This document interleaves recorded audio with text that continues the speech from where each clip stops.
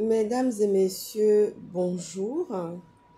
Je vous reviens encore ce matin avec un sujet pertinent qui est la vidéosurveillance qui sauve des vies et qui est aussi dissuasif. Je vous reviens aujourd'hui pour vous parler de la question de la vidéosurveillance qui a sauvé la vie de Amédi Valentin dans son appartement privé au Gabon à Libreville lorsqu'il y a eu une perquisition. Je viens vous parler aussi encore de la question de la vidéosurveillance qui a sauvé la vie à Maître Moubembe, avocat au barreau du Gabon. C'était pour vous dire que ce n'est pas une utopie d'avoir de la vidéosurveillance chez soi. Bien au contraire, c'est un élément de preuve. Ça peut apporter, c'est un élément de preuve qu'on peut fournir devant des enquêteurs, devant une procédure judiciaire justement, quand il y a un crime, quand il y a un cambriolage, quand il y a une intrusion dans un domaine et un lieu privé. Parce que je me suis entendu toutes sortes de choses, de commentaires. Vous savez, bon, quand les gens ne vivent pas, la vidéosurveillance c'est tellement... Je ne pourrais pas dire que c'est banal, mais c'est un plus à la sécurité des personnes vivant dans un lieu privé ou non privé. Vous voyez ce que je veux dire, non? Donc, ce n'est pas un élément, ce n'est pas un gadget. Et ce n'est pas, comment je pourrais dire ça? Ce n'est pas un élément de richesse, ce n'est pas un signe de richesse. Parce que pour certains, je commence à entendre plein de choses qui circulent de gauche à droite. Mais c'est non, franchement, il faut un peu élever le débat. Vous voyez ce que je veux dire, non? C'est vrai que les Gabonais vivent dans la pauvreté. Je ne dirais pas dans le seuil de pauvreté, mais ça ne va pas tarder. Ça ne va pas tarder à ce que les Gabonais se retrouvent au seuil de la pauvreté et de la misère. Pour l'instant, on est dans la pauvreté. Entendez bien ce que je suis en train de dire. Vous voyez ce que je veux dire, non? Voilà. Donc, ce n'est pas un signe de richesse, la vidéosurveillance. Ça sauve des vies. Vous voyez ce que je veux dire, non? C'est aussi dissuasif. Vous voyez ce que je veux dire? Donc, dans la situation qui prévaut dans le cas de Maître Moubembe et Amélie Duchesne et Mehdi Valentin, ça a sauvé. On a pu voir des images. On a pu révéler ça dans les réseaux sociaux et au monde entier pour démontrer comment est-ce que l'état des droits n'existe pas au Gabon. Combien de fois les services de sécurité au Gabon ne sont pas au point, que ce sont des sauvages, que ce sont des tyrans. C'est-à-dire qu'on voit l'envers du décor. C'est au travers de toutes ces vidéos-là qu'on est en train de voir l'envers du décor au Gabon. Comment cette sécurité, comment le gouvernement gère non seulement la situation judiciaire, c'est-à-dire que tout ce qui est judiciarisé, comment est-ce que c'est géré, comment est-ce que c'est pris en compte par les services soi-disant compétentes. Vous voyez ce que je veux dire, non? Voilà. Donc, ce n'est pas un signe de richesse quand on a une vidéosurveillance chez soi. Au contraire, c'est une sécurité en plus. Dans les pays occidentalisés, dans les pays dignes, normaux, vous voyez ce que je veux dire, et civilisés, comme en Occident, comme en France, c'est un plus. Parce que nous avons la sécurité partout. En France, vous avez dans tous les endroits, c'est-à-dire même dans les rues, la vidéosurveillance est enclenchée. On sait ce qui se passe. Vous voyez ce que je veux dire, non? Quand Nicolas Sarkozy, qui est avocat aussi, qui est un avocat justement de formation, avait proposé la solution de la vidéosurveillance pour apporter un plus à la sécurité qui était déjà en place dans le pays, parce que la France est un pays développé, c'est un pays démocratique où les libertés sont bien encadrées, bien bien respecté, vous voyez ce que je veux dire, c'est le pays des droits de l'homme. Quand M. Nicolas Sarkozy, ancien président français, avait proposé la vidéosurveillance, beaucoup se sont insurgés. Mais aujourd'hui, on lui donne raison par rapport à cela. Vous voyez ce que je veux dire, non?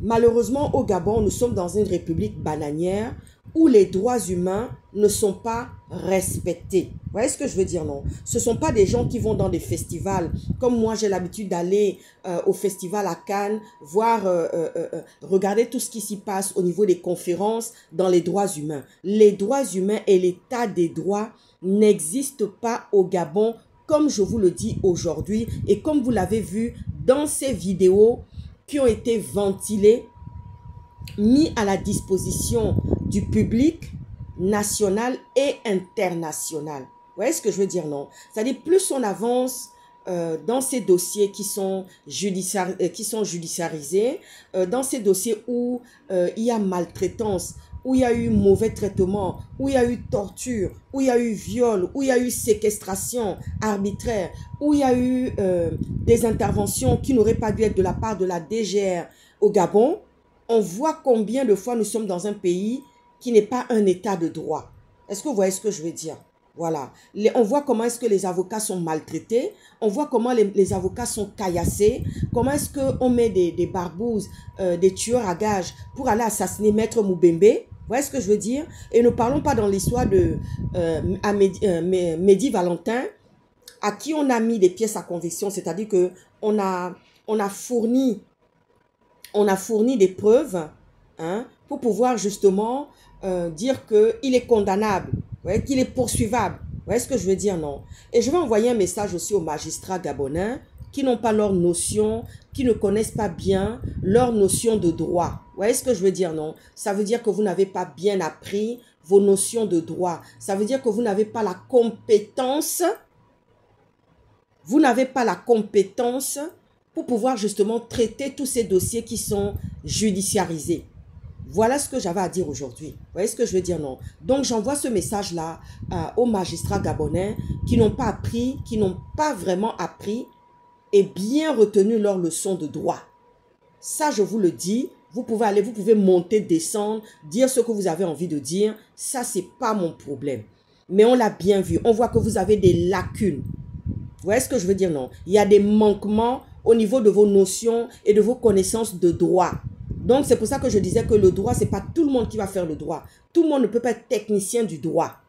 On a vu les avocats de Sylvia Valentin Bongo qui s'exprimaient. Vous voyez, des gens qui ont appris leur droit, des gens qui sont calés, des gens qui sont rompus à la tâche, qui sont rodés, qui connaissent les dossiers, qui maîtrisent les dossiers. Et vous voyez aussi la communication qui est mise en place. Vous voyez ce que je veux dire? Vous avez vu aussi le langage, la syntaxe, tout est harmonieux. Vous voyez ce que je veux dire, non? Tout est accordé dans le discours des avocats qui ont bien appris leurs leçons de droit, qui sont calés, qui sont des meilleurs et qui sont des ténors de barreau. Vous voyez ce que je veux dire, non? Qui sont des ténors de barreau. Ça, là, je veux vous dire qu'on ne peut pas dire quelque chose. Vous voyez ce que je veux dire? Donc, on voit dans cette vidéosurveillance comment est-ce que une pénétration se fait par infraction dans le domicile de Maître Moubembe pour chercher à l'assassiner. Vous voyez ce que je veux dire, non? Donc, nous avons affaire vraiment à un état voyou. Nous avons affaire à un état voyou qui ne respecte pas les droits humains, qui ne respecte pas les droits de la défense, parce que Maître Moubembe actuellement est l'avocat qui défend Maître Gisèle Ehu Bekale. Vous voyez ce que je veux dire? On cherche à assassiner la défense de Maître Gisèle Ehu Bekale. Où est l'état de droit dans tout ça? Parce que les Gabonais qui soutiennent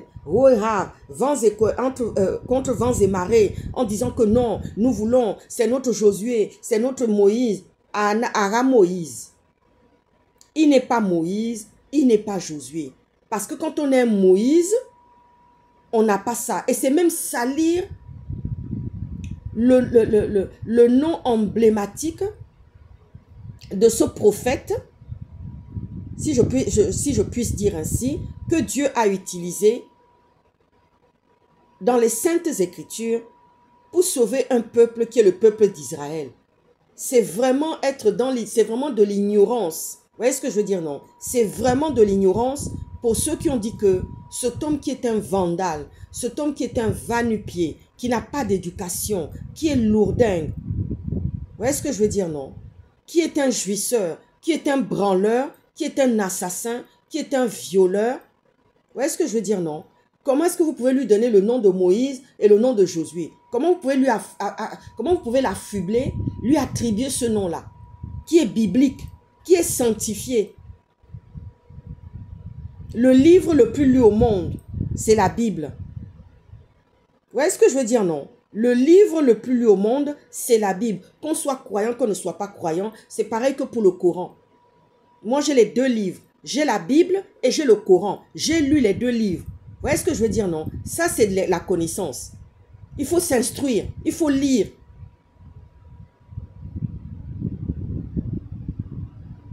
Parce que c'est facile d'aller catapulter comme ça. Vous avez catapulté quelqu'un au sommet du pouvoir qui n'en a pas l'étoffe. Vous voyez ce que je veux dire, non? Qui n'en a vraiment pas l'étoffe.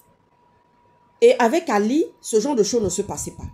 C'est-à-dire que vous êtes encore redescendu plus bas en allant mettre quelqu'un qui n'en a pas l'étoffe, qui n'en a pas le charisme, qui n'en a pas la personnalité pour être président au Gabon. Vous avez descendu encore, vous avez abaissé, il abaisse, non seulement lui-même, il abaisse la fonction présidentielle, mais vous les Gabonais qui avez voté soi-disant à 94%, parce que tout ça, ça va se vérifier un jour. On va mener des enquêtes pour savoir. Nous savons qu'il y a eu des irrégularités lors de cette élection présidentielle du 12 avril 2025. Il y a eu des irrégularités. On ne parle pas en l'air. On est en train de dire des vérités. On est en train de dire des choses. Vous voyez ce que je suis en train de dire aujourd'hui? Donc, la vidéosurveillance que Maître Moubembe a mis dans son domicile privé, ça lui a sauvé la vie. On a pu voir combien de fois le pouvoir de République bananière au Gabon est en train de chercher sa mort. On a vu aussi une perquisition sans foi ni loi au domicile de Madame Amélie Duchesne et Mehdi Valentin, en tous les cas, qui n'étaient pas dans les règles de l'art. Vous voyez ce que je veux dire, non? Ni dans les règles de l'art, ni dans les règles de droit. Et je suis sûr que ces enquêteurs-là, ce ne sont pas des gens qui ont bûché le droit, même le plus élémentaire. Même le plus élémentaire. Voilà ce qui se passe aujourd'hui. Et c'est pour ça que je disais encore hier dans ma vidéo comme ça, est-ce que le roi du Maroc va encore accueillir cet homme-là en homologue, cet assassin, ce violeur? Et quand on envoie des barbouzes à Paris pour chercher à assassiner des activistes, mais c'est très grave.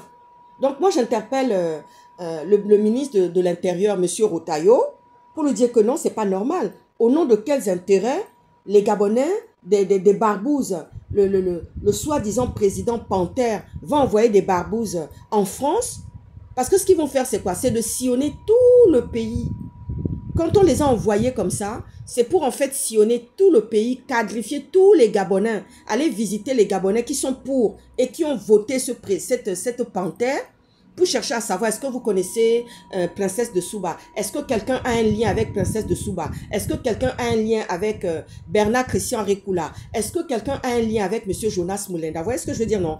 Après, ils font des regroupements. Après, ils vont chercher à savoir qui c'est qui possède l'adresse de Jonas Moulenda ou de Princesse de Souba ou de Bernard Christian Récoula. C'est comme ça que ça se passe. Alors, ils peuvent durer vita aeternam. Pendant ce temps, les étudiants à l'étranger, les étudiants gabonais à l'étranger n'ont pas leur bourse.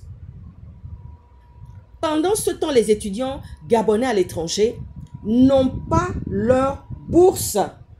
Mais on continue à envoyer. La dernière fois, je voyais une vidéo sur les réseaux sociaux des étudiants gabonais qui partaient en Australie.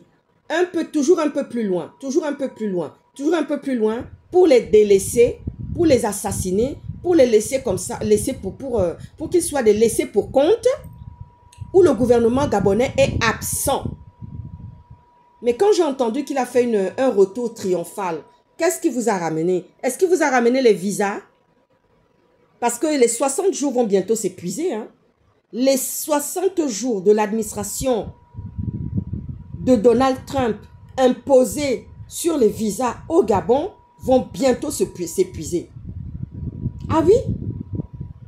Le délai des 60 jours là va bientôt s'épuiser pour les autorités gabonaises. Vous voyez ce que je veux dire, non? Il y a des imbéciles, des ngouniafiés qui sont venus dire comme ça, c'est pas grave, restez chez vous, vous n'avez pas besoin. Mais vous qui êtes à l'intérieur là, qu'est-ce que vous avez même? Qu'est-ce qu'on voit sur vous?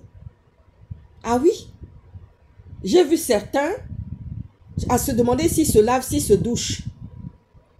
Je suis sûre qu'ils se lèvent le matin, ils mangent, ils se brossent même pas les dents, ils s'habillent et les voilà dehors. Quand tu vois le visage de quelqu'un qui se lave là, vous voyez ce que je veux dire, non? Quelqu'un qui a pris sa douche là.